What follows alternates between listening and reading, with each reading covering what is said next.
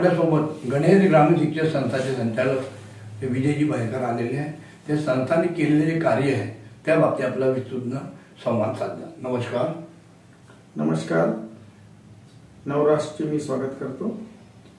मी विजय शामराव भायकर. मी श्री गणेश ग्रामीण विकास शिक्षण संस्थेचा फाउंडर आहे आणि श्री गणेश ग्रामीण विकास शिक्षण संस्थेची स्थापना 1993 ला झालेली आहे. 93 पासून तुलसी ITI आमगाव इथे ITI सुरू करण्यात आली. त्याच्यानंतर अण्णा हजारे यांच्या नेतृत्वामध्ये आदर्शगाव योजना सोनपूर येथे करण्यात आली होती. त्याचप्रमाणे त्याच्यानंतर जल जीवन मिशन चे कार्य भंडारा गोंदिया गडचिरोली याच्यामध्ये करण्यात आले. त्यानंतर व्यसनमुक्ती केंद्राची स्थापना करण्यात आलेली आहे. व्यसनमुक्ती हे आजार असून त्या समाजाला त्याची जागृती करण्याची आवश्यकता आहे आणि व्यसनमुक्तीच्या माध्यमातून आतापर्यंत 4000 लोकांना आम्ही दुरुस्त केलेले आहेत. त्यामध्ये ब्राऊन शुगर, दारू, गुटखा, हेरोईन, गांजा अशा प्रकारचे विविध प्रकारचे व्यसनं सुधारण्याचे काम व्यसनमुक्तीमध्ये करण्यात येते आणि त्यांची जनजागृती करण्यात येत आहे. व्यसनमुक्तीचे जे रुग्ण आहेत त्यांना रिहॅबिलिटेशन करण्याचे काम आम्ही आमगावमध्ये सुरू केलेलं आहे आणि त्यांना तिथे लाईव्हलीहूड ट्रेनिंग देण्यात येत आहे.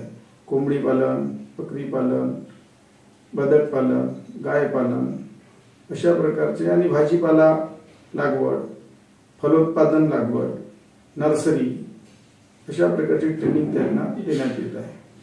याच्या व्यतिरिक्त संस्थेमार्फत उत्तर प्रदेश कौशल विकास मिशन त्याच्यामध्ये स्किल ट्रेनिंग देण्यात येत आहे. त्याचप्रमाणे नाबार्डतर्फे आम्ही JLG joint liability group, SHG स्वयंसहायता समूह आणि फार्मर प्रोड्युसर कंपनी अशा 2 प्रकारच्या फार्मर प्रोड्युसर कंपनी आम्ही तयार केलेल्या आहेत. त्याच्यामध्ये एक फार्मर प्रोड्युसर कंपनी व्हेजिटेबलवर आहे जी काठी गोंदियामध्ये आहे आणि काठीची भाज्या फेमस आहेत. त्याच्यामध्ये काठीच्या वांगे, काठीच्या गूळ त्याची मार्केटिंग आम्ही आता गोंदियामध्ये सुरू करत आहोत. गोंदियामध्ये 5 स्टॉल आम्ही आता भाजीपाल्याचे सुरू करणार आहोत. मत्स्यपालनमध्ये जलधन फार्मर प्रोड्युसर कंपनी स्थापना करण्यात आलेली आहे आणि त्यांचे कार्य आता मेंबरशिप सुरू आहे. आणि अशा प्रकारे विविध भागामध्ये श्री गणेश तर्फे वेगवेगळे कार्य करण्यात येतात. याच्यामध्ये समाजाचे उत्थान व्हावं. आणखी संस्थेमार्फत व्यसनमुक्त पहाट म्हणून हा कार्यक्रम दरवर्षी आम्ही 31 डिसेंबरला घेतो. त्यांच्यामध्ये नवीन युवकांनी दारूचा पहिला घूट घेऊ नये यासाठी 31 डिसेंबरला लोक बिअर बार मध्ये जातात आणि पहिला व्यसनाचा घूट घेतात.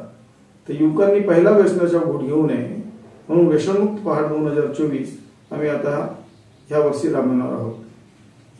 हा कार्यक्रम दरवर्षी आम्ही युवकांसाठी घेत असतो. युवकांनी यांचा जास्तीत जास्त लाभ घ्यावा. धन्यवाद. आज मनमोकळ्यापणाने विजयजी भायकर यांनी संस्थाबाबत केलेले कार्य आपल्याला सांगितले आहे. सतीश पारधी, नवराष्ट्र, गोंदिया.